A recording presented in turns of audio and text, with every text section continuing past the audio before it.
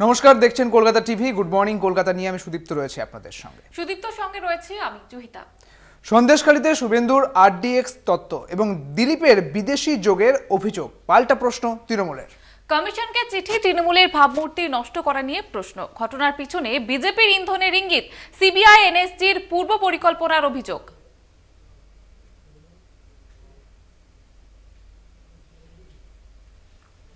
NSG commando আর তারপরেই শুভেন্দু অধিকারীর মুখে আরডিএক্স তত্ত্ব।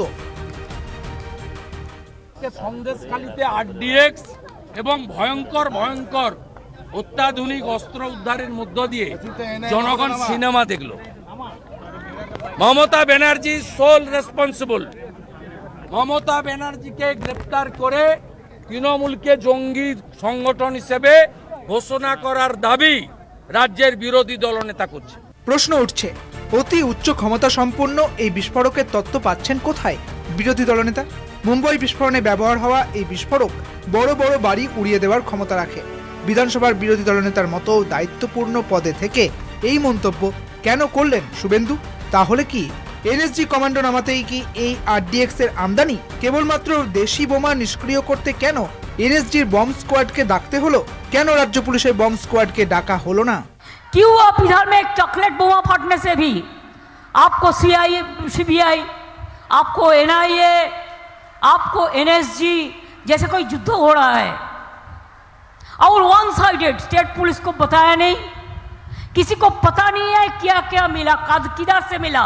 ये भी हो सकता है खुद उन्होंने गाड़ी से ले आया, लेके शो किया है, कोई एविडेंस नहीं हुआ है कि वो उधर में थे। आज भी छोटा एक इंसिडेंट संदेशखाली में मेरे को आने का पहले मिला, और बीजेपी का एक नेता का घर में बोमा जमा करके रखा था। শুক্রবারের সিবিআই এনএসজির যৌথ তল্লাশি অভিযান নিয়ে একাধিক প্রশ্ন তুলে কমিশনে চিঠি লিখেছে তৃণমূল। ভোটের দিন সন্দেশখালীর ফাঁকা বাড়িতে কেন তল্লাশি? কেন রাজ্যের পুলিশ প্রশাসনকে না জানিয়ে তল্লাশি? তাহলে কি ভোট চলাকালীন তৃণমূলের ভাবমূর্তি নষ্ট করতেই তল্লাশি? বিজেপির ইন্ধনেই সিবিআই এনএসজির পরিকল্পনা মাফিক তল্লাশি? তৃণমূলের প্রশ্নের পাল্টা জবাব শানিয়েছে বিজেপি। যোগ নয়, রোহিঙ্গাদেরকে শাহজাহান নিয়ে আসতো বাংলাদেশ থেকে, তারপরে ওখানে খাইয়ে পরিয়ে রেখে ক্যাম্প বানিয়েছিল। আমরা বারবার বলেছি সে ক্যাম্পে থাকতো, ক্যাম্পের খরচা জেলা পরিষদ দিত, ওরা সবাই ওখানকার পঞ্চায়েতের সদস্য, জেলা পরিষদ সদস্য, তার খরচায় ক্যাম্প চলতো। তারপরে গাড়ি করে ট্রাকে করে রোহিঙ্গাদের সারা দেশে আর এখানে বসিরহাটে নিয়ে এসে ট্রেনে চড়িয়ে সারা দেশে পাঠাতো। এটা বছরের পর বছর করেছে, সেন সবই বিদেশি যোগ, আন্তর্জাতিক চক্রান্তের একটা আড়ত ওখানে। শুক্রবার সন্দেশখালীতে আবু তালেবের বাড়ি থেকে উদ্ধার হয় 3টি বিদেশি ও একটি দেশি রিভলভার, একটি দেশি ও একটি বিদেশি পিস্তল ও একটি পুলিশের রিভলভার, 9mm বুলেট, প্রচুর কার্তুজ। সন্দেশখালী থেকে সঞ্জিত চক্রবর্তী ও রিয়া মাঝির রিপোর্ট, কলকাতা টিভি। অন্যদিকে সুদীপ্ত, এই সন্দেশখালী নিয়ে কিন্তু ইতিমধ্যেই রাজনৈতিক টানাপোড়েন চলছে। অস্ত্র উদ্ধারের পর সেখানে কিন্তু বিপুল পরিমাণে রাজনৈতিক বিতর্ক কিন্তু এই নিয়ে শুরু হয়েছে।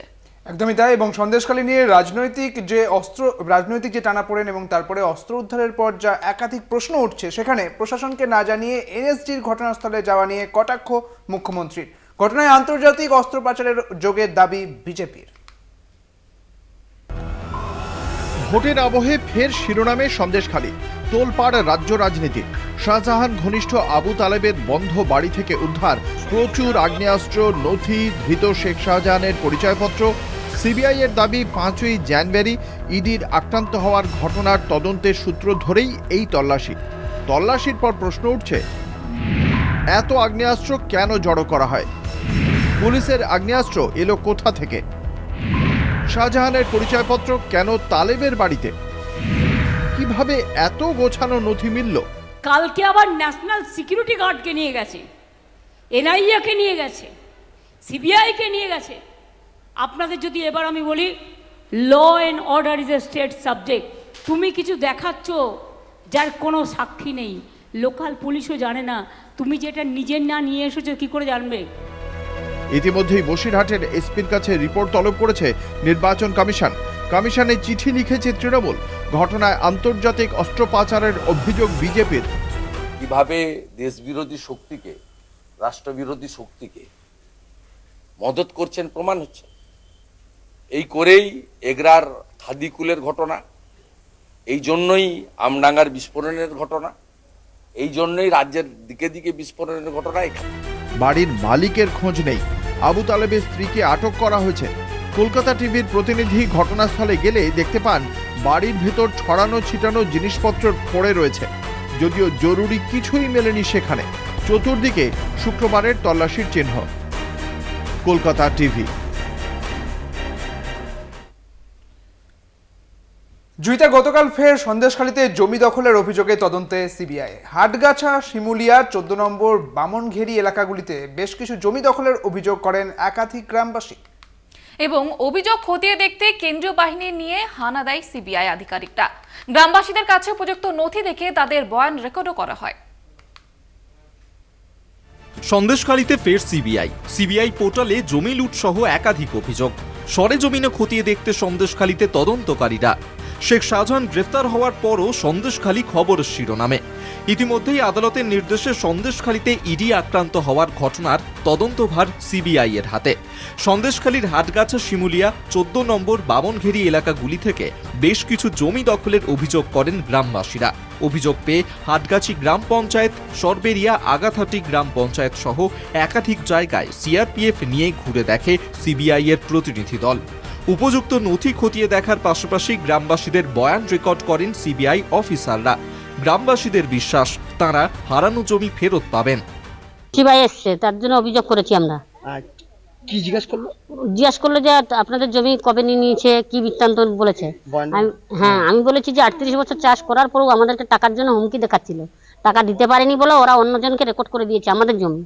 আমরা তো মুখ খুলতে পারি না ওদের জন্য, এবং বললে ঘরদোর ভাঙচুর হচ্ছে, তারপর মারধর করতে আসছে।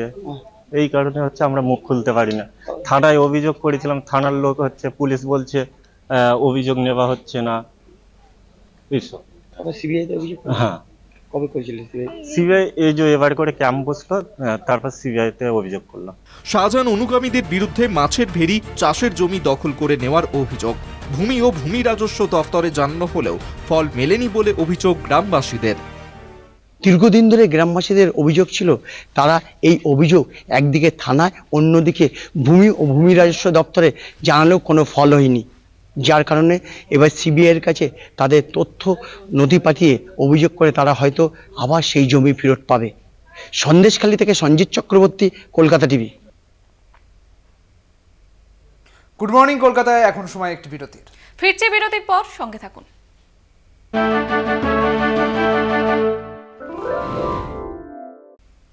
ফিরে এলাম বিরতির পর। শাহজাহান ঘনিষ্ঠ আবু তালেবের বন্ধ বাড়ির ভিতর থেকে উদ্ধার হয়েছে বেশ কিছু দেশি বোমা, প্রচুর আগ্নেয়াস্ত্র, বিদেশি বন্দুক। কিন্তু সন্দেশখালী চর্চায় থাকা কে আবু তালেব? বছর 30-এর এই সাদামাটা যুবকের উত্থান কিভাবে? আবু তালেবের পড়শিরা অবশ্য দাবি করছেন তিনি ভালো ছেলে।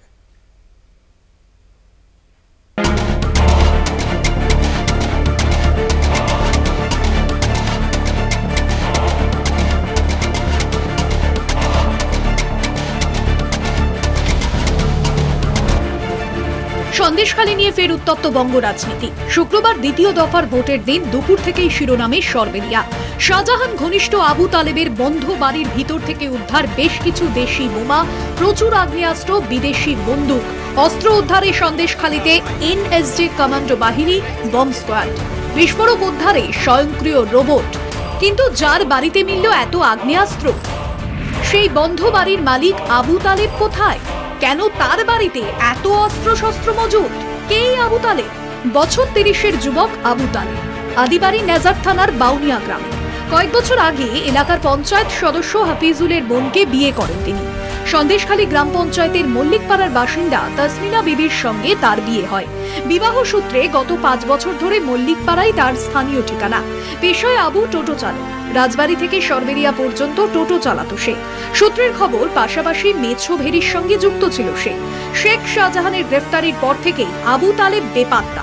আগ্নেয়াস্ত্র উদ্ধারের পর থেকে মল্লিকপাড়া এলাকায় আতঙ্কের পরিবেশ।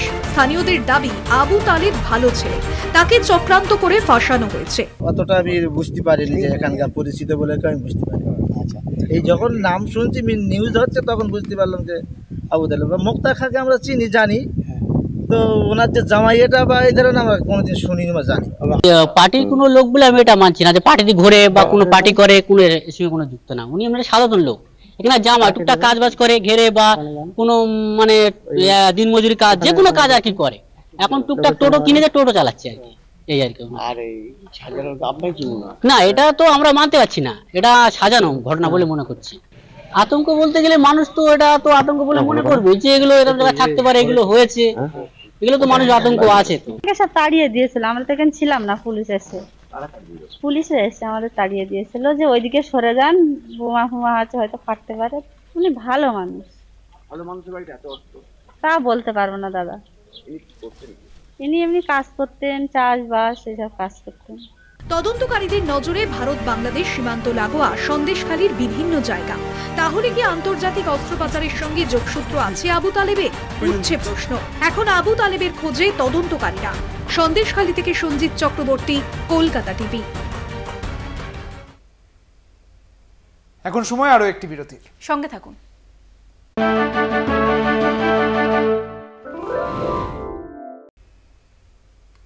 ফিরে এলাম বিরতির পর। সন্দেশখালীতে শুক্রবার বিপুল অস্ত্র। শনিবার হাসনাবাদে বিজেপি কর্মীর বাড়িতে বিস্ফোরণ। 21-এর ভোটে বিজেপি প্রার্থীর ভাইয়ের বাড়িতে মজুদ বোমা থেকে বিস্ফোরণ বলেই অভিযোগ। এলাকায় চাঞ্চল্য ছড়িয়েছে এই ঘটনা এবং পুলিশকে ঘিরে বিক্ষোভ দেখায় বিজেপি। ওই বিজেপি প্রার্থীকে হেফাজতে নিয়ে জিজ্ঞাসাবাদের দাবি তৃণমূলের। সন্দেশখালীতে অস্ত্র উদ্ধারের পর হাসনাবাদে বোমা বিস্ফোরণের অভিযোগ। বিজেপি নেতার ভাইয়ের বাড়িতে বিস্ফোরণ। বিজেপি কর্মীকে গ্রেপ্তারের দাবি তৃণমূলের। পুলিশকে ঘিরে বিক্ষোভ বিজেপির। শুক্রবার সন্দেশখালীতে শাহজাহান ঘনিষ্ঠের বাড়িতে উদ্ধার আগ্নেয়াস্ত্র।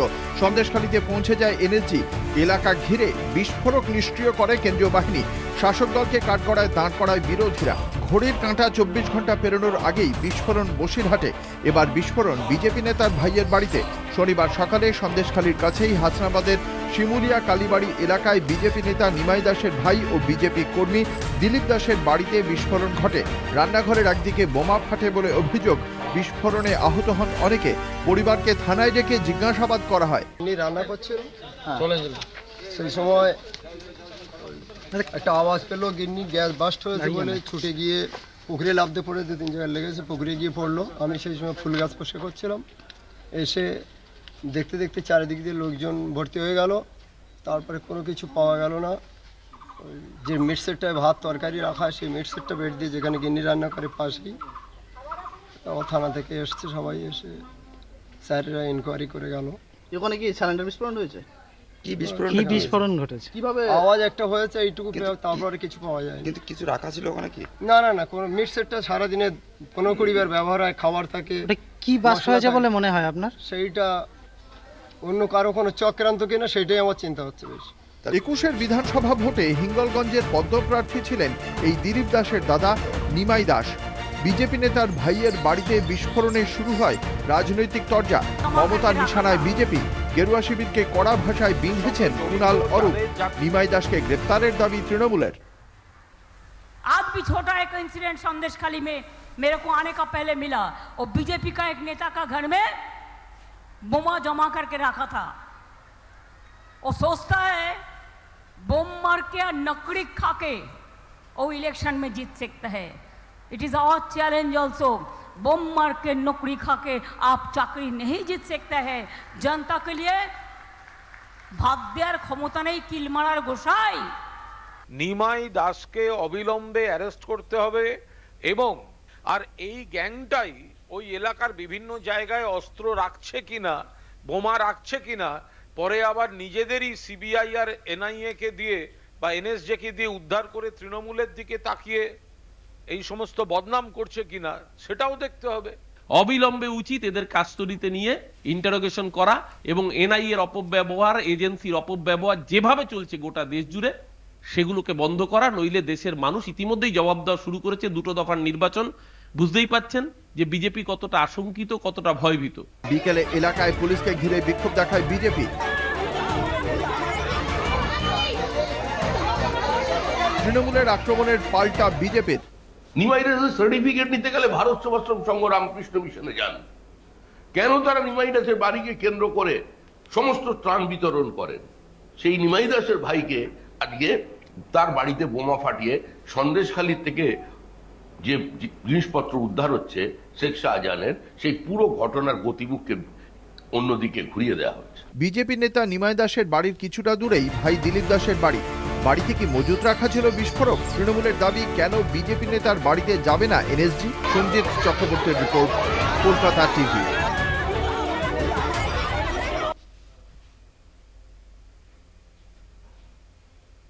গুড মর্নিং কলকাতা, আজ এই পর্যন্তই। দেখতে থাকুন কলকাতা টিভি, রাত দিন 7 দিন।